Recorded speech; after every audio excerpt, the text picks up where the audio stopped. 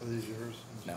Hey everybody, Dustin DePurak here, columnist Andy Graham, Ryan Karchi hanging out in the back, and yeah, we just witnessed another rough one. Final Illinois 41, Indiana 20. Wasn't the prettiest again.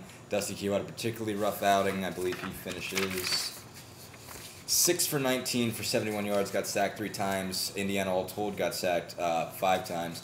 And 46 of his yards came on one really busted play when 48. Dusty was 48. falling over and he just flipped one to Stephen Houston. He managed to get a bunch of Other than that, we're talking about 23 yards passing on 5 passes. It was actually Dusty's best play of the It was probably the Indiana offense's best play of the day. He's getting sacked and he kept his composure. And It was pretty impressive. Found his check down. It was actually pretty impressive. Not much else was.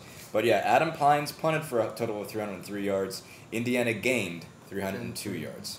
So that tells you a lot. Illinois Pines 518. offensive player of the game. No question about it. At least the first half. He kind of got back to his 38 yards per punt self in the second half. But early on, he got a 50. He put one on the 3 that went sideways.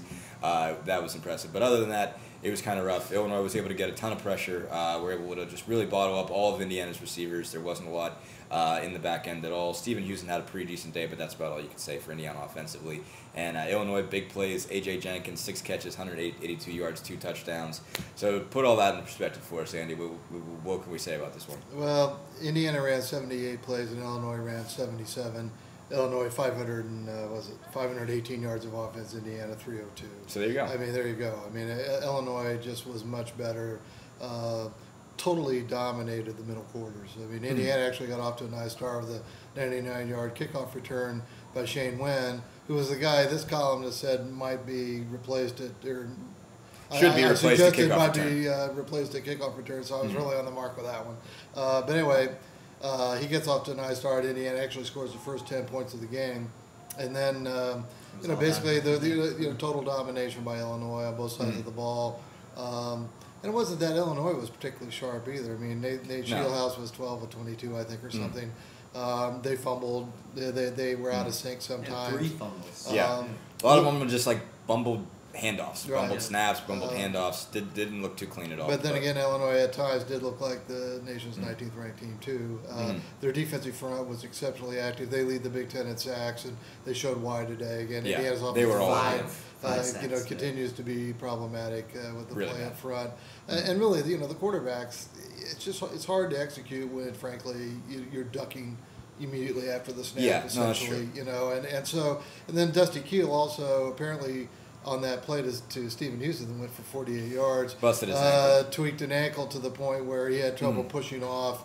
After that, essentially after halftime, especially, it stiffened up apparently. And so there's that too. But the Indiana quarterback situation, which had been uncertain coming in, just got more cluttered because Trey Roberson has to be in the mix now, one would think. I mean, maybe Illinois dialed it back a notch in terms of intensity toward the end of the game, but he led Indiana on an 85-yard scoring drive in the fourth quarter. Actually threw some really nice-looking passes. Also made a couple of misreads that should have gotten picked. Yeah. I mean, he's a young player, and so it's going to be really interesting to see once again who emerges as the quarterback next week. But this might not be the optimal week to win the Indiana starting quarterback job. Yeah, Wisconsin next week, so they play at Camp Randall we'll next see how week. that goes. Yeah, So. that's a better Wisconsin team than we saw last year that scored 83 points, and this is obviously a worse Indiana team than we saw last year that gave up 83 points. But yeah, no, Trey, back to Trey a little bit. He was 11 for 17 for 148 yards through one pick that was kind of behind Ted Bolser that got kicked up in the air and ended up being a pick, and maybe there was an offsides on that. I mean, it was kind of a confusing looking play. But, Trey had his moments. Trey obviously is the most mobile of the 3. I did wonder if Dusty had an ankle injury and Ed had an ankle injury and Ed had 2 weeks to heal from said ankle injury and Dusty had a quarter. I wonder if Ed wasn't the more healthy option. I guess Well, I don't know. I mean, there's a lot that's going on in the minds of this coaching staff when it comes to injuries that, one, we obviously don't know about. We don't know what they're evaluating. I mean, doctors don't run and tell us information. But it does, some of the just kind of logic putting 2 and 2 together.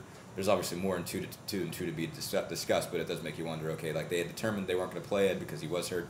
It's like, well, if Dusty's hurt, what's the point of putting him back out there then? Well, and I would also say So there's probably more to it. There seems still. to be a direct correlation, not just with injury, but missed practice time.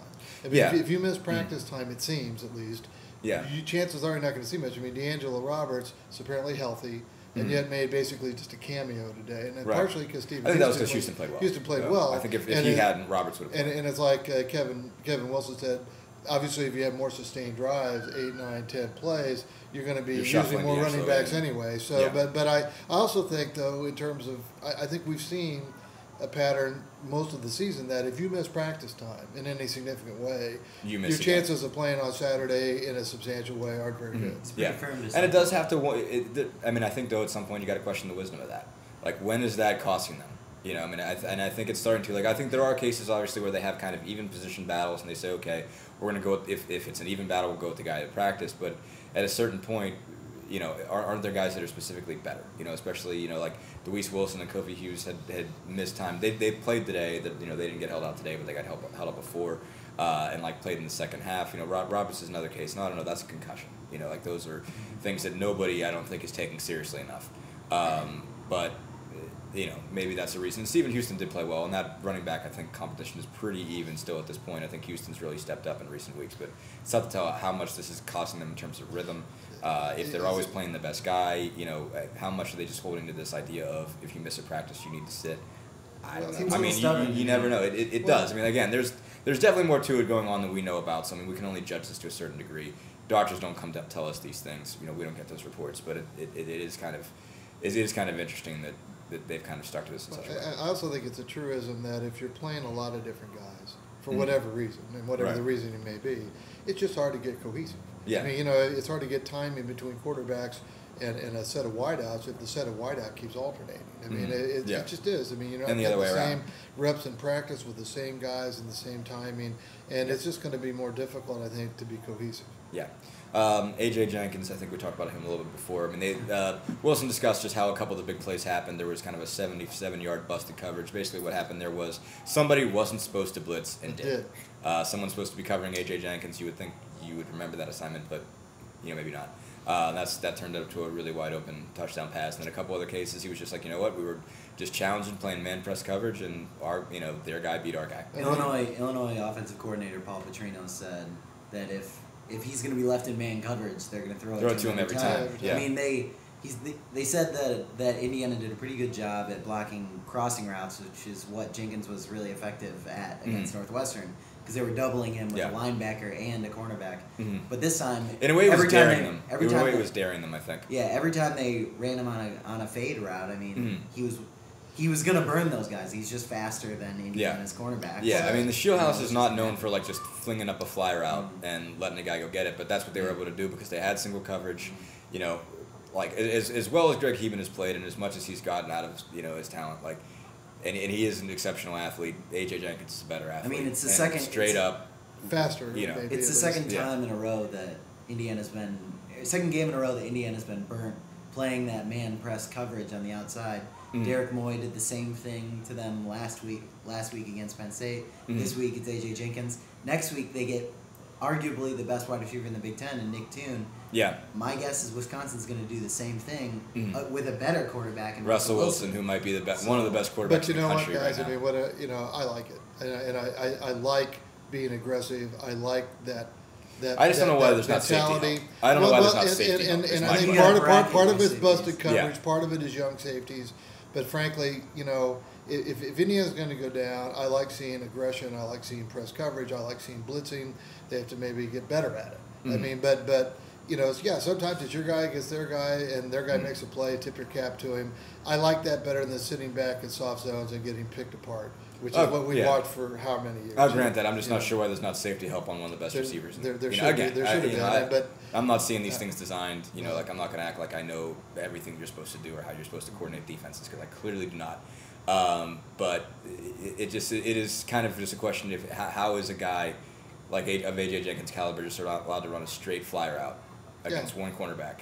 Twice. Twice. Not even just once. Twice. Yeah, twice, and not there. At least not be a safety there to help out, just to come across and play center field a little bit. One was definitely, obviously, one they said on the blitz, but there was others where it was just like, that's frustrating about one-on-one. Indiana. I mean, on the 66-yard fumble recovery, that was max protection. Yeah. I mean, somebody blocked somebody they weren't Sometimes it supposed has to block. nothing to do with the scheme. Yeah. It's just somebody screws up.